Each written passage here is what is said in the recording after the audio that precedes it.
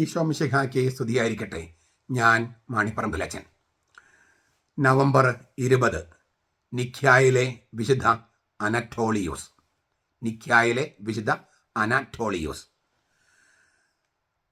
റോമാ സാമ്രാജ്യം ഭരിച്ചിരുന്ന ഒരു ചക്രവർത്തിയാണ് ഗായുസ് ജൂലിയുസ് വേറുസ് മാക്സിമ്യൂനുസ് ത്രാക്സ്. ത്രാക്സ് ഒരു ഇരട്ടപ്പേരാണ്, ചെല്ലപ്പേര്. ത്രാസിയൻ എന്ന് പറയാം. അദ്ദേഹം ജനിച്ചത്, ഈ രാജാവ് ജനിച്ചത് 173 ക്രിസ്തുവർഷം, മരിച്ചത് 238. റോമാ സാമ്രാജ്യത്തിന് ചക്രവർത്തിയായിരുന്നത് ക്രിസ്തുവർഷം 235 മുതൽ 238 വരെയാണ്. അദ്ദേഹത്തിൻ്റെ കാലത്ത് ഒരു ക്രിസ്ത്യാനികൾക്കെതിരെ മതമർദ്ദനം ഉണ്ടായിരുന്നു. ആ മതമർദ്ദനത്തിൽ കൊല്ലപ്പെട്ട രക്തസാക്ഷിയാണ് നിഖ്യായിലെ അനറ്റോളിയോസ്. നിഖ്യ എന്ന് പറഞ്ഞാൽ ഇപ്പോഴത്തെ തുർക്കിയിലുള്ള സ്ഥലമാണ്. നിഖ്യ സുഗനോദോസൊക്കെ നടന്ന സ്ഥലം. അപ്പോൾ 235 ഈ ഏഷ്യ മൈനർ എന്ന് പറഞ്ഞാൽ തുർക്കിയിലെ നിഖ്യ എന്ന സ്ഥലത്ത് വെച്ചാണ് ഈ അനറ്റോളിയസ് രക്തസാക്ഷിയായിട്ട് കൊല്ലപ്പെടുന്നത്. നമുക്ക് കൂടുതൽ വിവരങ്ങൾ അറിയില്ല. അന്ന് അക്കാലത്ത് കൊല്ലപ്പെട്ടവരുടെ ആ പേരുകളിൽ, വിശുദ്ധരായി കൊല്ലപ്പെട്ടവരുടെ ആ പേരുകളിൽ ഇദ്ദേഹത്തിൻ്റെ പേരുണ്ട്, ഈ അനറ്റോളിയസ് ഓഫ് നിഖ്യ എന്ന് പറഞ്ഞ ആൾ. ഞാൻ പല പ്രാവശ്യം പറഞ്ഞിട്ടുണ്ട്, ഈ വിശുദ്ധർ അല്ലെങ്കിൽ രക്തസാക്ഷികളുടെ ആത്മാവുകൾ എവിടെയാണ്? ആത്മാവെന്ന് പറഞ്ഞാൽ ആളായി മാറിയ ആത്മാവെന്ന് മനസ്സിലാക്കണം. നമ്മൾ ശരീരത്തിന് ഉയർപ്പിൽ വിശ്വസിക്കുന്നു പറയുമ്പോൾ ഉദ്ദേശിക്കുന്നത് ആളായി മാറിയ ആത്മാവെന്നാണ്. ശരീരം എന്ന് പറഞ്ഞാൽ ആൾ എന്നാണ് അർത്ഥം. ആത്മാവ് എന്ന് പറഞ്ഞാൽ ഹിന്ദുക്കളോ ഗ്രീക്കുകാരോ ഉദ്ദേശിക്കുന്ന പോലെ ശരീരത്തിന് വേറിട്ട് നിൽക്കുന്ന ഒരു ആത്മാവല്ല, മറിച്ച് ആൾ എന്നാണ് അർത്ഥം. ആള്, അതായത് ദൈവം മാതാപിതാക്കളോട് താൻ സൃഷ്ടിച്ച ആത്മാവിന് ശരീരം കൊടുക്കാൻ പറയുമ്പോൾ ആ ആത്മാവ് തന്നെ ആളായി മാറുകയാണ്. അപ്പോൾ ദൈവ മനുഷ്യ സഹകരണത്തിലൂടെയാണ് മനുഷ്യരുണ്ടാകുന്നത്. ആത്മാവ് തന്നെ ആളായി മാറുന്നു. അപ്പോൾ ഈ ആള്, അതായത് രക്തസാക്ഷിയായി മരിക്കുന്ന ആളുകൾ എവിടെയാണ് ഇരിക്കുന്നത്? വെളിപാട് ഗ്രന്ഥത്തിൽ 6-ാമത്തെ അധ്യായം 9 മുതൽ 11 വരെയുള്ള വാക്യങ്ങൾ.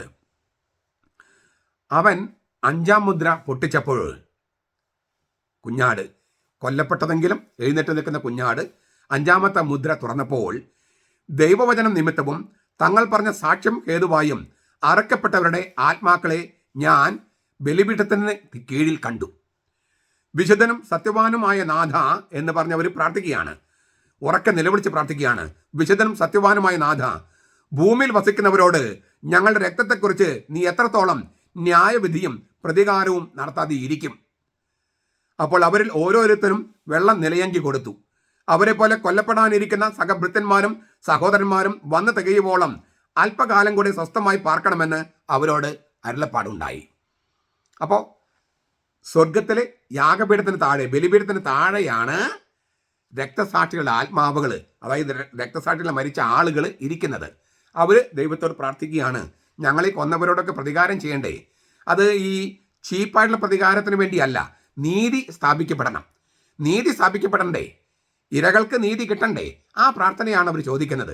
അപ്പോൾ അവർക്ക് തേജസാർന്ന ശരീരം കൊടുത്തു, അതാണ് നിലയെങ്കി കൊടുക്കുന്ന പറഞ്ഞതിൻ്റെ അർത്ഥം. പക്ഷേ ദൈവം ഒരു രക്തസാക്ഷികളുടെ എണ്ണം നിശ്ചയിച്ചിട്ടുണ്ട്. ആ എണ്ണം തികയുന്നത് വരെ നിങ്ങൾ കാത്തിരിക്കണമെന്ന് പറഞ്ഞു. അപ്പോഴാണ് ഞാൻ ന്യായവിധിയും പിന്നെ ഇരകൾക്ക് നീതിയെല്ലാം കൊടുക്കുക എന്നാണ് അരുളപ്പാടുണ്ടായത്. എൻ്റെ പോയിന്റ് ഇതാണ്, രക്തസാക്ഷികളായി മരിക്കുന്നവർ അവരുടെ ആ ആളുകൾ സ്വർഗത്തിൽ ബലിപീഠത്തിന് താഴെയാണ് ഇരിക്കുന്നത്.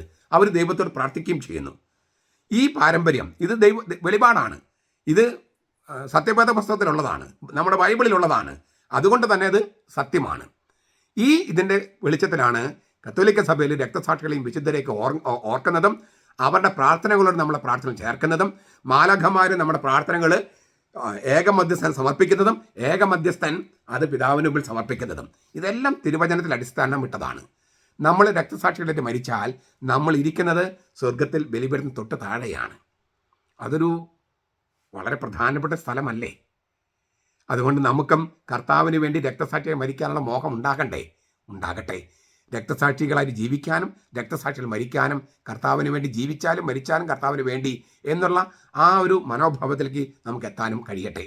നമ്മുടെ കർത്താവ് ഈശോ മിശിഹായുടെ കൃപയും പിതാവായ ദൈവത്തിൻ്റെ സ്നേഹവും പരിശുദ്ധാത്മാവിൻ്റെ സഹവാസവും നാം എല്ലാവരോടും കൂടി ഉണ്ടായിരിക്കട്ടെ, ഇപ്പോഴും എപ്പോഴും എന്നേക്കും. ആമേൻ.